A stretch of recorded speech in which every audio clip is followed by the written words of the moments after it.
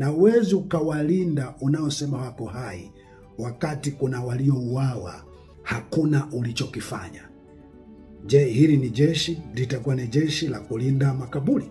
Wenyewe ni jeshi la wananchi waliokufa, jeshi la kulinda makaburi. Wito wangu kwenu, msikubali jeshi letu kuchafuka. Hatupaswi kumwacha au kumlinda mtu yoyote mwenye cheo kikubwa au kidogo kugeuza taasisi yetu ya ulinzi kuwa chombo cha mashinikizo ya kisiasa. Chombo hichi tofauti na siasa. Hiki chombo, iwe kuna CCM kwenye serikali, kuwe kuna Chadema, kuwe kuna chama gani, hiki chombo kipo tu kwa ajili ya kulinda nchi na wananchi wa nchi hii. Kwa hiyo siasa na chombo hiki ni tofauti. Kwa kauli hii ya Samia inatoa mwanya moja kwa moja sasa jeshi liingie kazini ili kuwatafuta waliouawa. Miili ya waliouawa iko wapi? Kujua waliouawa ni wangapi, nani amewaua. Lakini mbili, kauli hii inaonyesha kwamba jeshi sasa linatakiwa liangalie tu misingi yake ya kazi na wala sio mwanasiasa nataka nini. Tumelishangaa na tutalishangaa sana jeshi kama hata kauli ya amiri jeshi mkuu kwa sura kama hii haliwezi sasa kusema hapa amesema tusifuate shinikizo lolote la mwanasiasa, tuangalie miko yetu ya kazi. Sisi ni jeshi la wananchi. Sisi ni jeshi la wananchi. Jeshi nina hakika kwamba lipo kwa ajili ya kulinda uhai hasa wa raia, na yeyote atakaye dhuru uhai wa raia,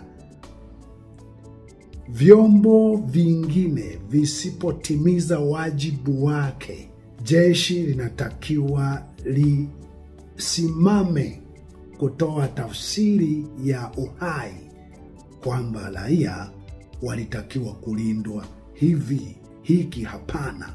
Na uwezi ukawalinda unaosema wako hai wakati kuna waliouawa, hakuna ulichokifanya. Je, hili ni jeshi? Litakuwa ni jeshi la kulinda makaburi?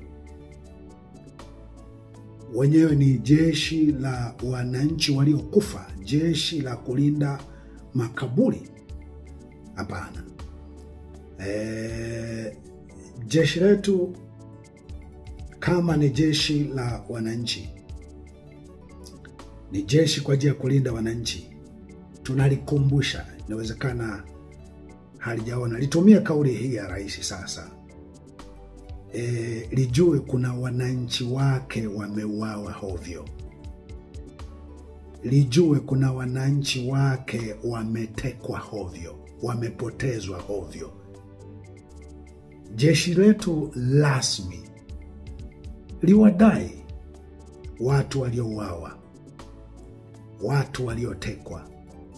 Jeshi letu rasmi liingie kazini, liwatafute wanaoteka watu, wanaoua watu. Vyombo vyetu vyote vimesema havijui nani anaua watu. Vimesema havijui nani anayeteka watu. Vyombo vyetu vimesema waliouawa walikuwa wahalifu wanaostahili kuuawa. Uhalifu wao kwa sababu ya kuchoma miundombinu walitakiwa kuuawa. Lakini ukweli ni kwamba jeshi linafahamu kwamba wengi wa waliouawa walifuata majumbani. Wengi waliouawa, waliotekwa, wametekwa na kuuawa kabla hata ya hayo maandamano. Lakini hata waliochoma miundombinu, adhabu yao kuwadhibiti haikuwa kuwaua. Jeshi letu linatakiwa liende sasa, limeshapewa kibali kwamba ni jeshi la kulinda raia na halitaki kupokea mashinikizo kutoka kwa mwanasiasa. Yote hayo yamefanywa kwa tamaa ya wanasiasa. Jeshi sasa, nilisema na nitaendelea kusema kwamba litaendelea kupoteza heshima ya kuwa jeshi. Yani mtu atakayekuwa amevaa combat akapita kwenye jamii itamuona chawa kama chawa wengine. Na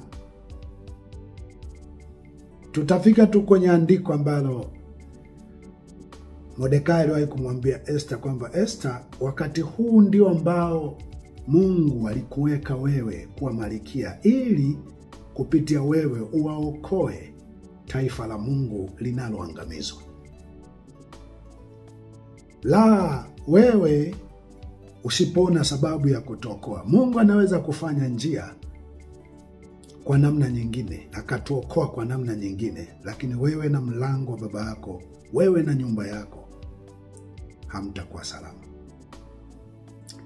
Jeshi, huu ndio wakati ambao mnatakiwa sasa muonyeshe ni jeshi la wananchi, sio jeshi la makaburi, sio jeshi la kulinda makaburi, sio jeshi la waliouawa, la kulinda waliouawa, kulinda makaburi. Muonyeshe kwamba ni jeshi la kulinda uhai wa wananchi. Na naamini ya kwamba wanajeshi ama jeshi likiona watu wake wameuawa ovyo, halianzi kusema sasa tunalinda waliobaki hai. Linaanza kudai ama kulipiza nani waliowaua hawa. Kuna sababu ya kutosha inayoruhusu kisheria kuwaua kwa kiwango hiki, kwa sura kama hii? Kama sivyo, jeshi linatakiwa kuwawajibisha walioua watu kiasi hicho, walioteka watu kiasi hicho, lakini pia na vyombo vyote vilivyoshindwa kufanya kazi yake ipasavyo. Kwa sababu sasa kwa namna zote unaona wanasiasa ndio wanaofungia. Kwa mfano, wanaweza kufungia kanisa na wakalifungulia pasipo mifumo ya kimahakama, mifumo ya kisheria. Mifumo ya kisheria, mahakama hazina sauti. Nadhani na vitu vingine kilicho wazi sana ni cha kanisa. Lakini vitu vingine vyote vinaonekana tu kwa mahakama sasa hazina nguvu yoyote. Jezi kaletewa shauri na mwanasheria akasema limefutwa na lisipite hata huko mahakamani. Sijua kama ila kanisa la Gwajima lilipita hata huko mahakamani hata walipoanza kusali, au kabla hata Mwigulu Nchemba hajasema yale. Lakini naamini jeshi mmeshaona mengi ambayo yanaonyesha polisi, mahakama, vyombo vyote kwa asilimia kubwa ni kama vinafanya kazi kwa maelekezo ya kikundi fulani kisicho rasmi kisheria. Jeshi tuwaone chawa kama chawa wengine.